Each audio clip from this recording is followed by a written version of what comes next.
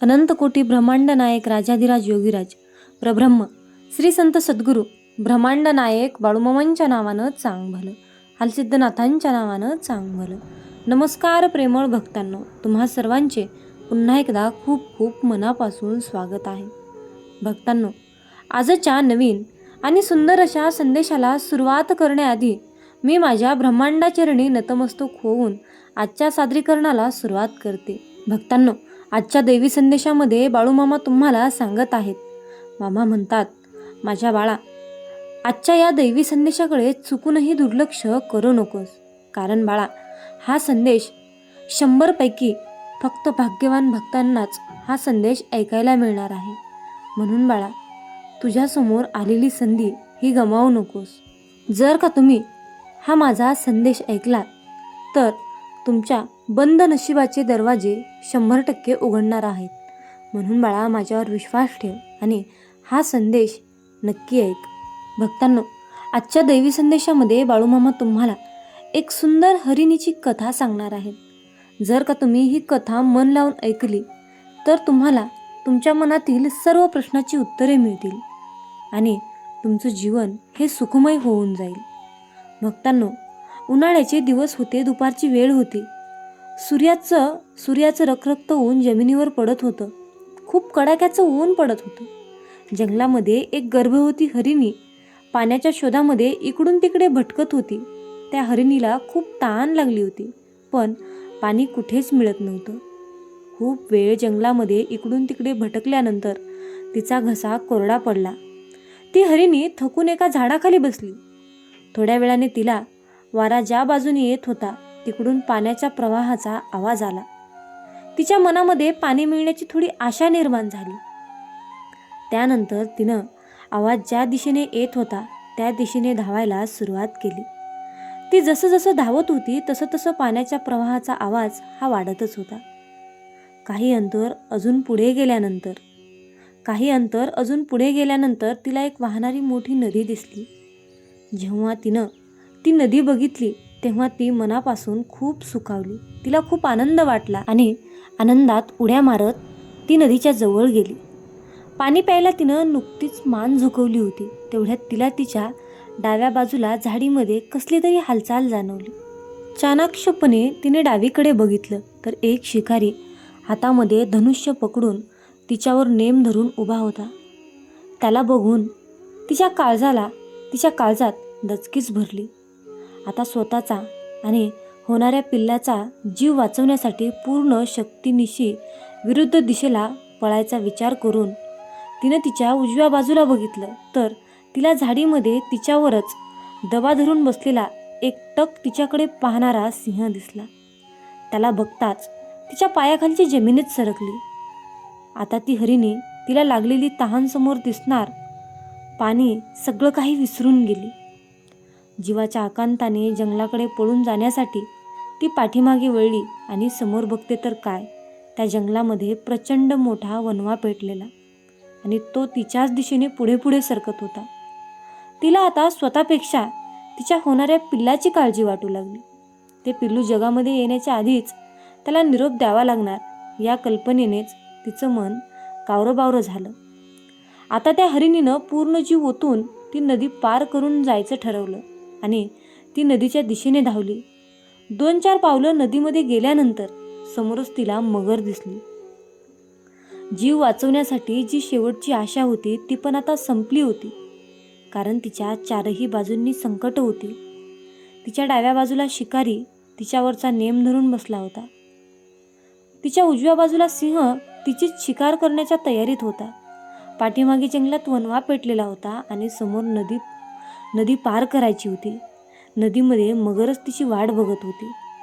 सर्व बाजूंनी संकटांनी वेढलेल्या त्या हरणीनं सर्वात पहिले त्या नदीचं पाणी प्यायला सुरुवात केली.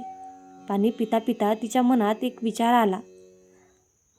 आता पीत असलेलं पाणी हे आपलं आयुष्यातलं शेवटचं पाणी आहे. जीवदान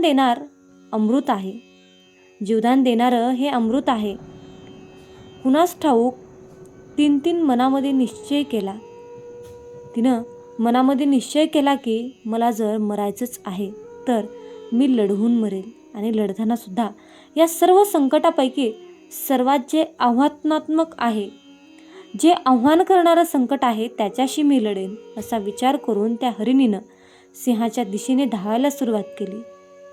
हरिणीला धावताना बघून शिकाऱ्याने लगेच तिच्या दिशेने बाण सोडला, पण तो बाण हरिणीला न लागता विरुद्ध बाजूला उभ्या असलेला सिंहाला लागला. मग त्या जंगलाचा राजा स्वाभिमान जागा झाला. त्या जंगलाच्या राजाचा स्वाभिमान जागा झाला आणि त्याने समोरून येत असलेली शिकार सोडून शिकाऱ्याच्या दिशेने धावायला सुरुवात केली. सिंह आपल्याच दिशेने येत असल्याचं बघून भीतीने शिकाऱ्याच्या अंगाचा थरकाप उडाला आणि त्याने उलट पळायला सुरुवात केली. वातावरणात अचानक काळे ढग दाटून आले आणि वणवा जो पेटलेला होता तो मुसळधार पावसाने तो वणवा विझून गेला. त्या हरिणीने क्षणाचाही विलंब न लावता जंगलामध्ये धूम ठोकली. ती न थांबता नुसतीच धावत होती. काही वेळानं तिला तिच्या हरणाचा कळप दिसला. ती कळपात सामील झाली आणि तिच्या बाबतीत घडलेला सर्व प्रसंग सांगायला सुरुवात केली. तो प्रसंग ऐकण्यासाठी कळपातील सर्व हरण एकत्र गोळा झाली. तिच्यावर अचानकपणे सर्व बाजूंनी आलेली संकट आणि तिने त्यातून निवडलेला मार्ग हे सर्व ऐकून हरणधना धास्तावली. त्या कळपातील प्रमुख हरणानं त्या हरणीला विचारलं, या संकटामधून तू वाचणार नाही हे नक्की होतं, तरीही तू स्वतःहून सिंहाकडे का पळत गेलीस? हा प्रश्न ऐकून त्या हरिणीने उत्तर दिलं, या सर्व संकटामध्ये सर्वात कठीण होतं ते सिंहाच्या तावडीतून वाचणं. घाबरून पळ काढून मरण्यापेक्षा स्वाभिमानाने संकटाशी लढून मरावं, जेणेकरून संपूर्ण हरिण जातीच्या समोर सर्वांनी माझं उदाहरण याच गोष्टीसाठी दिलं असतं की मी युद्धाच्या मरणानं मेले नाही, की पळपुट्या हलक्या काळजाच्या प्राण्यासारखे घाबरून मेले. आणि हरिण प्रजातीच्या इतिहासामध्ये संकटाशी भिडणारी गर्भवती हरिणी सर्वांना प्रेरणा देऊन गेली असती. मामा सांगतात, अरे बाळा, आपल्या आयुष्यामध्ये सुद्धा संकट अचानकपणे उभी राहतात रे. त्यातून बाहेर पडण्याचा मार्गच दिसत नाही. पराभवाच्या भीतीची सावट जमा होते.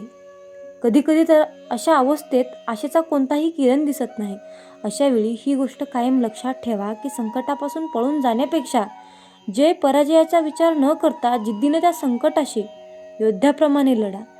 जेव्हा तुम्ही लढण्याची हिंमत दाखवता तेव्हा नियतीसुद्धा तुमच्या आयुष्यातील या संकटातून बाहेर पडण्याचा मार्ग नक्की दाखवते. ही गोष्टसुद्धा ध्यानात असू द्या. आयुष्यात कधीही वादळ आली तरीही तुम्ही जमिनीला गवतासारखे घट्ट टिकून राहा. तुमचा संघर्ष आणि तुमचं छोटंसं यश जरी असलं तरीही चालेल, पण ते स्वतःच्या हिमतीवर असलं पाहिजे. म्हणून ही कथा तुम्हाला कशी वाटली कमेंट करून नक्की सांगा. व्हिडिओ आवडल्यास शेअर करा. भक्तांनो, जर का तुम्ही हा संदेश इथंपर्यंत ऐकलेला असेल तर कृपया करून कमेंटमध्ये बाळू मामा, माझा तुमच्यावर पूर्णपणे विश्वास आहे असे टाईप नक्की करा.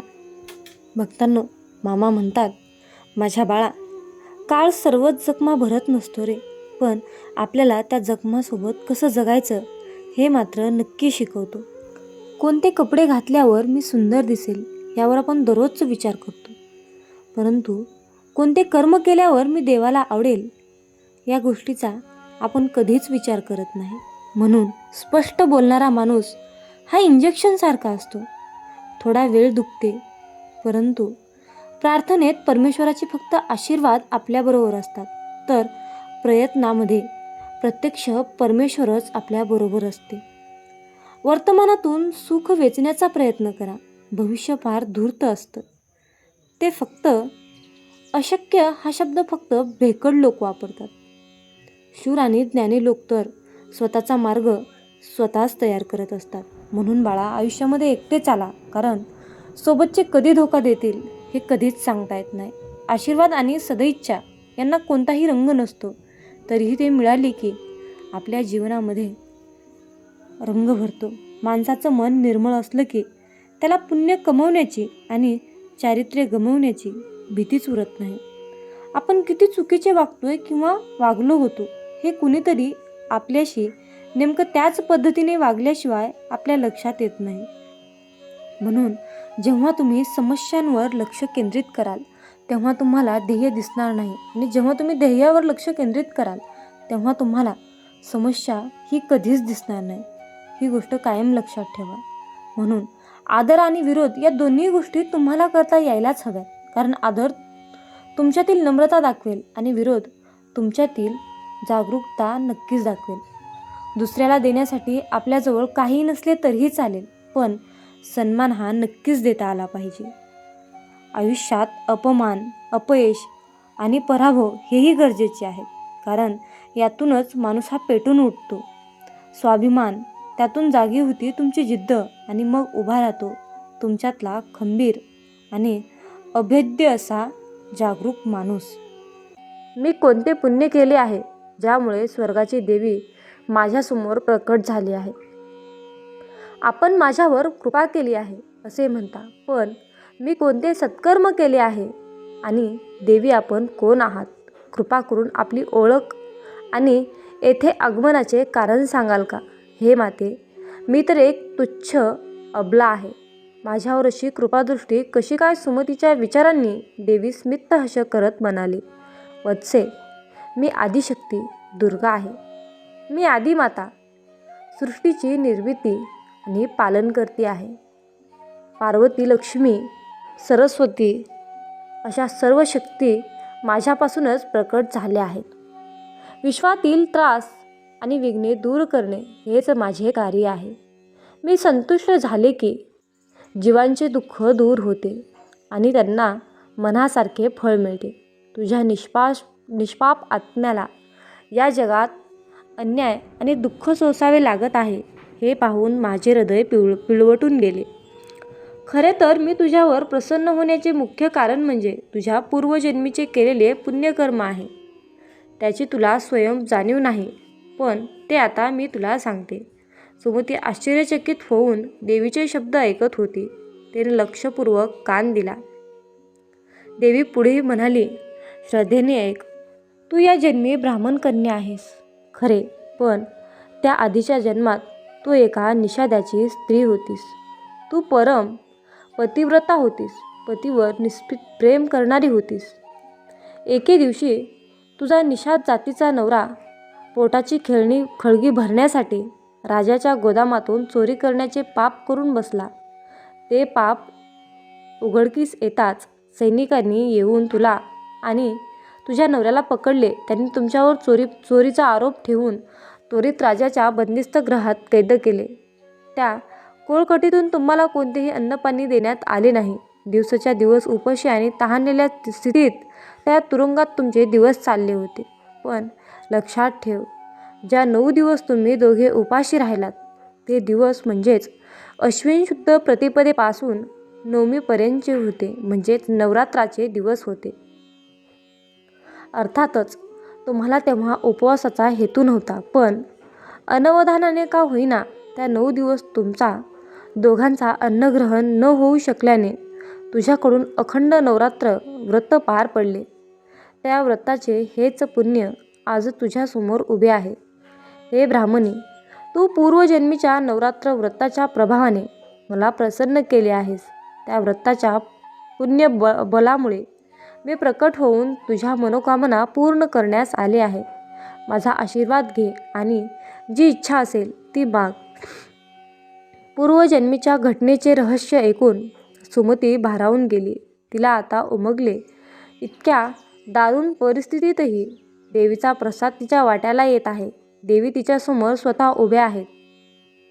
मग आपल्या भूतकाळाचा वृत्तांत ऐकून सुमतीच्या डोळ्यात आनंदाश्रू तरळले. गळा दाटून आला. कृतज्ञतापूर्वक हात जोडून ती गदगद स्वरात देवीला म्हणाली, हे आदिमाते, खरंच मी फार भाग्यवान आहे की माझ्या पूर्वजन्मीच्या नकळत केलेल्या उपवासाचे फळ आज मला मिळत आहे.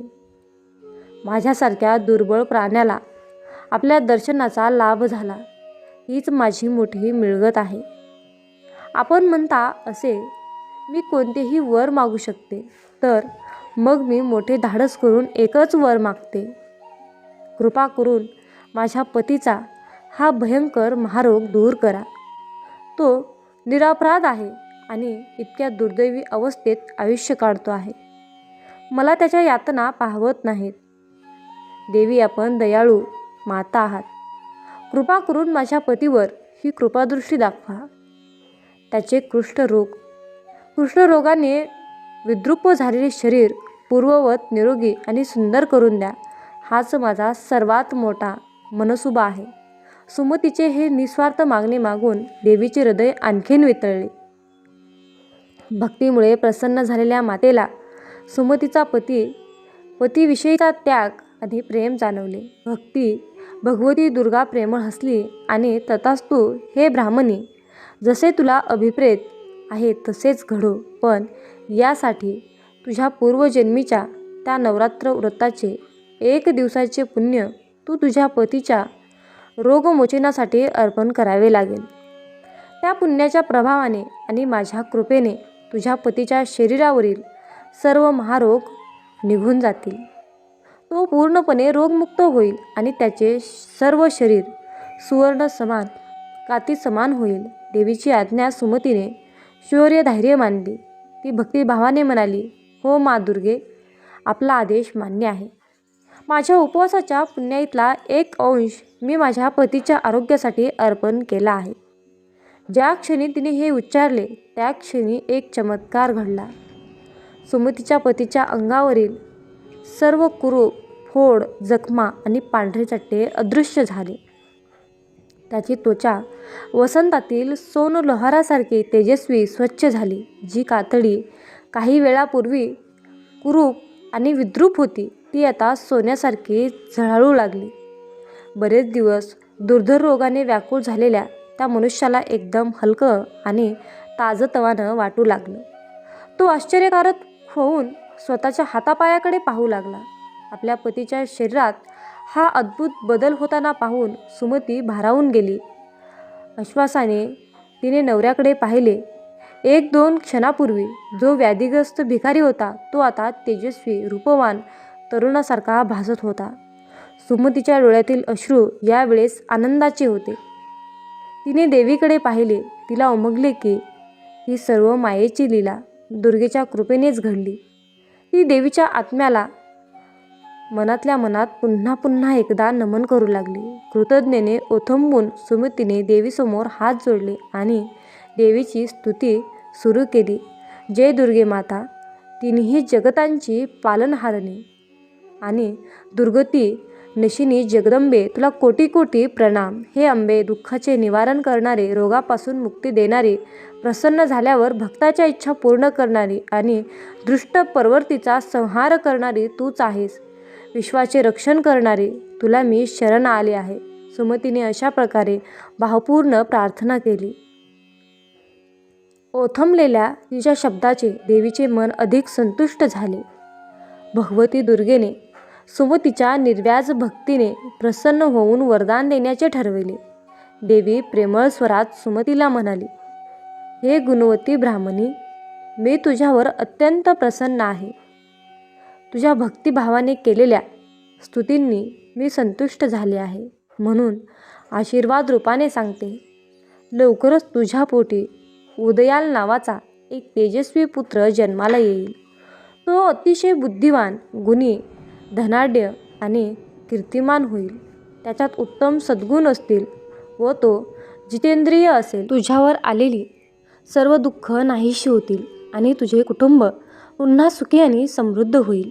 ही माझी कृपा तुझ्यावर सदैव राहील. देवीचे मुखातून हे वरदान प्राप्त होताच सुमतीने आनंदाने तिच्या चरणांना स्पर्श करून वंदन केले. शेवटी सुमती आदराने म्हणाली, हे माते दुर्गा, माझी पुढील एकच विनंती आहे. जर आपण खरंच माझ्यावर पूर्ण प्रसन्न असाल तर कृपया मला नवरात्र व्रताचे पूजाविधी नीट सांगून द्या. ज्या पद्धतीने नवरात्राचे व्रत केल्यास आपण संतुष्ट होता ती सर्व विधी आणि त्या व्रताचे पुण्यफलही कृपा करून मला सविस्तरपणे वर्णन करा.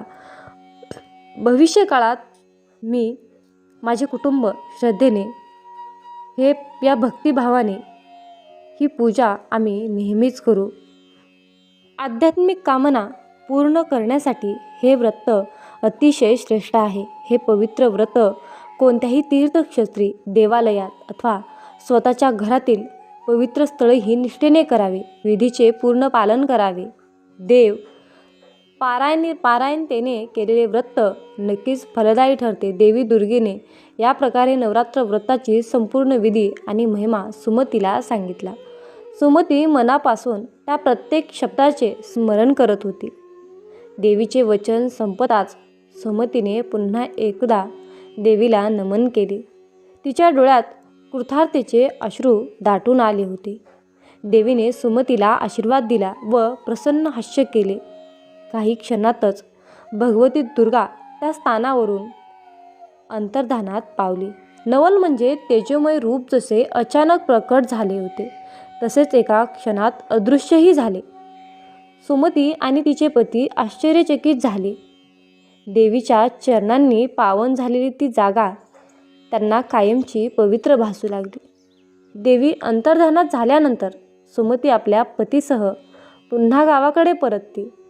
नवऱ्याचे रूपांतर आणि सुमतीचे सुरक्षित आगमन पाहून गावकरीही चकित झाले. सुमतीच्या वडिलांना आपल्या क्रोधातून झालेल्या पापाची जाणीव झाली. निरपराधात कन्येला दिलेल्या शापाची आणि केलेल्या अन्यायाची खंत त्यांच्या मनाला सतत पोखरत होती. त्या दिवशी संतापाच्या भरात उच्चारलेले शब्द आठवताच त्यांच्या डोळ्यात अश्रू तरळले. ते धावत येऊन सुमतीच्या पायावर कोसळले व अपराधी स्वरात म्हणाले, लेकी, मला माफ कर. रागाच्या भरात मी तुला किती अमानुष शिक्षा दिली. मी पापी निर्दयी वडील ठरलो. कृपा करून मला क्षमा कर. असे म्हणत त्यांनी अश्रूंनी तिचे चरण ओले केले. सुमतीने घाईने वडिलांना उठवले आणि म्हणाली, बाबा, तुम्ही माझे जन्मदाता आहात. तुमचा तो रोगच माझ्यासाठी वरदान ठरला. त्या प्रसंगाविना मला देवीच्या कृपेचा अनुभव कसा मिळाला असता. कृपया स्वतःला दोष देऊ नका. मला तुमच्याविषयी मनात रागाचा कणही नाही. हे ऐकताच ब्राह्मणाने तिला आपल्या मिठीत घेतले. पिता पुत्री दोघांच्या डोळ्यामधून आनंदाश्रू वाहू लागले. ब्रह्मदेव पुढे म्हणाले, जसे देवींना भाकीत केले तसेच घडले. काळाने सुमतीच्या पोटी उदयन नावाचा तेजस्वी पुत्र जन्माला आला. सुमतीचा पती पूर्वीसारखा रोगमुक्त आणि तंदुरुस्त झाला. त्या दोघांनीही मोठ्या भक्तिभावाने दरवर्षी नवरात्र व्रत करू लागले. त्या व्रतामुळे त्यांच्या कुटुंबाला अखंड सुख समृद्धी संतती प्राप्त झाली. देवीच्या अनुग्रहाने त्यांचे जीवन धनधान्य. हे बृहस्पती स्त्री पुरुष किंवा हे नवरात्राचे व्रत भक्तिपूर्वक करतात त्यांना भूतलावर सर्व सुख लाभतात आणि शेवटी त्यांना दुर्लभ असा मोक्षही प्राप्त होतो. या व्रताचे महात्म्य अमूल्य आणि अलौकिक आहे. तू हा जो प्रश्न विचारलास त्यामुळे सर्व जीवांचे कल्याण साधेल म्हणून तू धन्य आहेस. भगवती आदिशक्ती दुर्गा ही संपूर्ण जगताची पालनहार आहे. या महादेवीच्या शक्तीचा प्रभाव काळाच्या बुद्धीला पूर्णतः आकलन होणे कठीण आहे. ब्रह्मदेव कथा संपवून थांबले. महान व्रत कथेचे श्रवण करून देवगुरु बृहस्पतीचे हृदय परमानंदाने भरून आले होते. त्यांना अंगावर रोमांचक उभे राहिले होते. ते दोन्ही हात जोडून ब्रह्मदेवांना म्हणाले, हे जननीयता ब्रह्मदेवा, आपण माझ्यावर अपरंपार कृपा केलीत की अमृतासमान गोड अशी दुर्गा नवरात्र व्रताची महती मला ऐकवलीत. आपल्याशिवाय दुसरा कोण हे गूढ रहस्य सांगू शकला असता. माझ्या प्रश्नाचे समाधान करून आपण समस्त लोकांचे कल्याण होईल असे ज्ञान दिलेत. याबद्दल मी आपला शतशः ऋणी आहे. बृहस्पतींचे कृतज्ञ शब्द ऐकून ब्रह्मदेवांनी त्याला आशीर्वाद दिला. देवगुरूने नमस्कार केला. त्या दिवसापासून बृहस्पतींनीही श्रद्धेने नवरात्र व्रताचे पालन सुरू केले अशी आख्यायिका आहे. प्रिय भक्तांनो, अशा प्रकारे नवरात्र व्रताची ही पवित्र आणि अद्भुत कथा समाप्त होते. या कथेतून आपल्याला समजते की परमश्रद्धा आणि सबुरीने व्रताचे पालन केल्यास भगवती दुर्गा प्रसन्न होते. भक्तांची सर्व इच्छा, सर्व संकटे दूर होतात आणि मनोकामना पूर्ण होतात. जीवन जगायचे असेल तर जीवनात कुणाचेही मन दुखवू नकोस. याच्यापेक्षा पुण्याचे कर्म कोणतेच नाही आणि ज्याला हे कळले त्याला वेगळे पुण्य कमवण्याची गरज नाही. मामा आपल्याला सांगतात, बाळा मी आहे रे, बाळा मी चराचरात व्यापून आहे, बाळा मी ब्रह्मांड नायक आहे. मग तू घाबरतो कशाला? आता तुझ्या सर्व चिंता मला दे बरं, आणि तू चिंतामुक्त होऊन फक्त माझ्या नामस्मरणात तल्लीन होऊन राहा. देव तुमच्यावर सुख समृद्धी आनंद शांती संपत्ती याचा भरपूर विपुलतेच्या प्रमाणात वर्षाव करणार आहे. जर तुमचा बाळूमामांच्या या शक्तीवर विश्वास असेल तर कमेंटमध्ये बाळूमामा माझा पाठी राखा असे टाईप करून हा संदेश 5 जणांना शेअर करा. तुमच्या हातून पुण्याचे काम घडून येईल आणि तुम्ही नकळतपणे पुण्याचे भागीदार ठराल. मित्रांनो, मामा सांगतात, तुम्ही कितीही सेवा करा परंतु तुम्हाला भोग हे भोगूनच संपवावे लागतात. मग तुम्ही म्हणाल की भोग हे तर भोगूनच संपवावे लागतात, तर मग सेवेचं महत्त्व काय, नामाचं महत्त्व काय? तर हा सर्वांच्या मनातील सर्वात मोठा आणि खरोखरचाच प्रश्न आहे. मित्रांनो, जर तुम्ही मामांची सेवा केली तर तुमचे जे काही भोग आहेत त्या भोगाची त्या प्रारब्धाची तीव्रता कमी करण्याचं काम आपले ब्रह्मांड नायक बाळूमामा करतात आणि त्या संकटातून मार्ग दाखवण्याचं काम आपल्याला बाळूमामा करतात. त्यामुळे आलेल्या संकटाची तीव्रता आपल्याला कसल्याही प्रकारची जाणवत नाही, म्हणजेच आपल्यावर संकट आलं नाही अशा प्रकारची अनुभूती आपल्याला मामा देतात. यावेळी तू तीव्र संकटाला तोंड देत आहेस, संकटाशी सामना करत आहेस. पराजय होईल की विजय होईल याची चिंता करत आहेस. परंतु बाळा, हे सर्व काही मला माहीत आहे. तुझं जे संकट चालू आहे, तू ज्या संकटाशी सामना करत आहेस त्या संकटाचा त्या त्रासाचा मी लवकरच अंत करणार आहे. बाळूमामांचा हा आशीर्वाद प्राप्त करून घेण्यासाठी आत्ताच हा संदेश 5 जणांना शेअर करा. तुमच्या एका शेअरने कुणाच्या तरी मनाला नवीन दिशा मिळेल, कुणाचे तरी आयुष्य पुन्हा एकदा जगण्यास मदत होईल, कुणाचे तरी आयुष्य जागृत होईल. त्यासाठी तुम्ही हा संदेश शेअर करून पुण्याचे भागीदार व्हा. जीवनात तुम्ही स्वतःला जितकं सुखी समजाल तितकंच सुखी राहाल. आपल्याविषयी वाईट बोलणारे बरेच लोक असतात, पण त्यांच्याकडे लक्ष द्याल तर विखुरले जाल. मन शांत ठेवून पुढे जाल तर जीवनात नक्कीच यशस्वी व्हाल. कर्म असं एक रेस्टॉरंट आहे की तिथं ऑर्डर देण्याची गरज नाही. तिथं आपल्याला तेच मिळतं जे आपण शिजवलेलं असतं. जीवनात एखाद्याला सोडून जाताना मागे फिरून पाहावंसं वाटलं तर पुढे जाऊच नये. प्रत्येक वस्तूची किंमत वेळ आल्यावरच होत असते, कारण वातावरणात फुकट मिळणारा ऑक्सिजन हा दवाखान्यात खूप महाग विकला जातो. दुसऱ्यापेक्षा आपल्याला यश उशिरा मिळत असेल तर निराश होऊ नका. हा विचार करा की घरापेक्षा राजवाडा तयार व्हायला जास्त वेळ लागतो. दगडामध्ये एक कमतरता आहे की तो कधीच वितळत नाही, पण एक चांगुलपणा आहे की तो कधीच बदलत नाही. जीवनात एका ठराविक वयानंतर आपल्याला पेन्सिलच्या ऐवजी पेन दिले गेले. त्याचं कारण हेच आहे की हे आपल्या लक्षात आले पाहिजे. जसं जसं आपण मोठे होत जातो तसं तसं आपल्या चुका खोडल्या जात नाहीत. तुम्ही सहमत असाल तर आत्ताच आपल्या व्हिडिओला लाईक करा आणि चॅनलला सबस्क्राईब करा. तुमच्यासाठी नशिबाचे योग्य ते द्वार उघडले जाईल.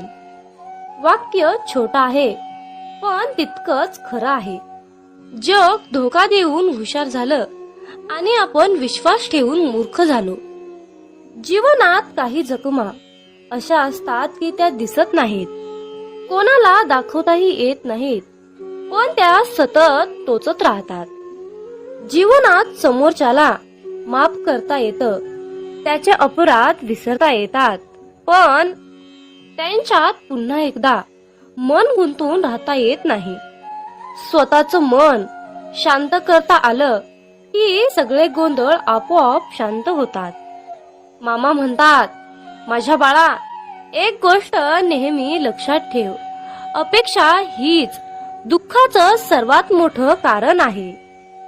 जीवनात मानवी स्वभाव ओळखणं खूप अवघड आहे, कारण माणूस हा वेळेनुसार बदलतो.